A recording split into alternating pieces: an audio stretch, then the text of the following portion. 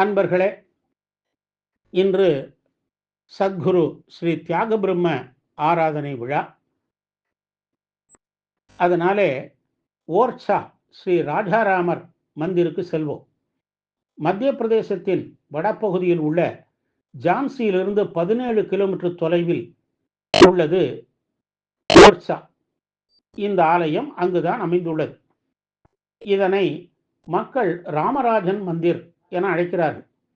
இது ஆலயம் என்றாலும் ஓர் அரண்மனையாகவே உள்ளது.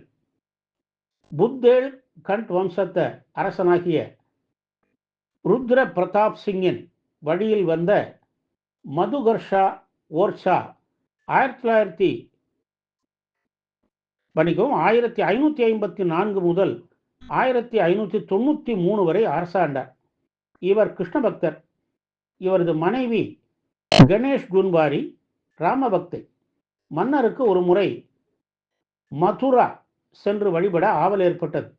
அரசிக்கோ அயோத்தி சென்று வர ஆவல் ஏற்பட்டது.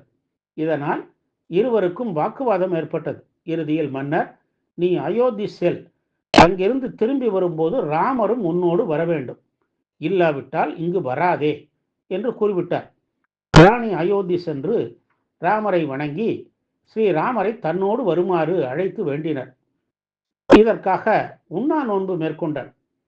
தனது வேண்டுகோள் நிறைவேறாததால் சரயு நதியில் விழுந்து உயிரை மாய்த்து கொள்ள விரும்பினாள். ஆற்றில் இறங்கிய போது அவள் மடியில் ராம் லல்லா, அதாவது குழந்தை ராமர் விக்கிரகம் அவள் மடியிலே விழுந்தது. அதனை மகிழ்ச்சியோடு எடுத்துக்கொண்டு தான் தங்கியிருக்கும் இடத்திற்கு திரும்பினாள். அன்றிரவு அவள் கனவில் தோன்றிய ராமர் தான் அவளோடு ஓர்ச்சா வர 3 நிபந்தனைகளை விதித்தார். ஓர்ச்சா வரை நடந்துதான் செல்ல வேண்டும். சாதுக்களும் முனிவர்களும் கூட வர வேண்டும். யாத்திரை பூச நட்சத்திர நாளில் தொடங்க வேண்டும். ராணி முதல் ராம் லல்லாவை எங்கு வைக்கிறாரோ அங்கேயே குடிகொள்வோம் என்ற நிபந்தனைகளை சொன்னார்.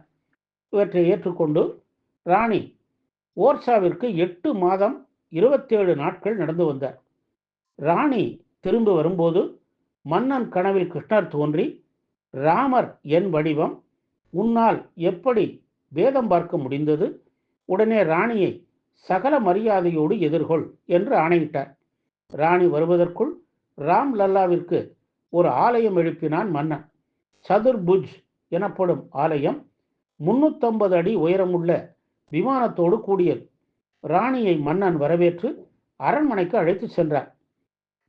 களைப்பு மிகுதியினால் ராம் லல்லாவை ராணி மஹால் என அழைக்கப்பட்ட தன் அரண்மனையில் வைத்துவிட்டு உறங்கினாள். மறுநாள் விக்கிரகத்தை எடுக்கவே முடியவில்லை. அதனால் மன்னர் மதுகர்ஷா அந்த அரண்மனையையே ஆலயமாக அறிவித்து விட்டார். மேலும் ராம் லல்லாவை ஓர்ச்சாவின் அரசர் என்றும் தான் ஒரு அறங்காவலர் மட்டுமே என்றும் அவர் அறிவித்து விட்டார்.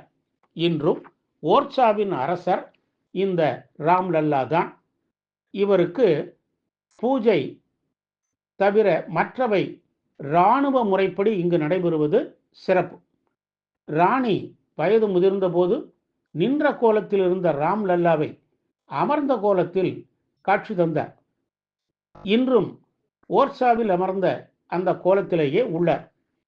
ராம் லல்லாவில் ஒரு கரத்தில் சிறிய வாளும் மறுகரத்தில் கேடயமும் உள்ளன. அருகே சீதா தேவி உள்ளாள். அனுமன், சுக்ரீவன் ஆகியோரும் உள்ளனர். கோவிலின் மறுபுறம் ஸ்ரீ துர்கா மாதா உள்ளார். இந்த ஆலயத்தை யுனெஸ்கோ நிறுவனம் பாரம்பரிய சின்னமாக அறிவித்துள்ளது. ஆரத்தி நேரத்தில் குண்டுகள் முழங்க ராமராஜருக்கு அரச மரியாதை தரப்படுகிறது. வெற்றிலையும் நறுமண திரவியங்களும் பிரசாதமாக தரப்படும். ராமநவமி, கார்த்திகை மாத விழா, தீபாவளி போன்றவை இங்கு விழா நாட்கள். ஒவ்வொரு நாளும் 3 கால வழிபாடுகள் நடைபெறுகின்றன. நல்வாழ்வுக்கு ரம்யமாக மகிழ்ச்சி பொங்கிட ஓர்ச்சா ஸ்ரீ ராஜாராமரை வழிபட்டு நற்பேறு பெறுவோமாக. ராமாய ராமபத்ராய ராமச்சந்திராய வேதசே ரகுநாதாய நாதாய சீதாய பதயே நமஹா. ஸ்ரீராம் ஜெயராம்.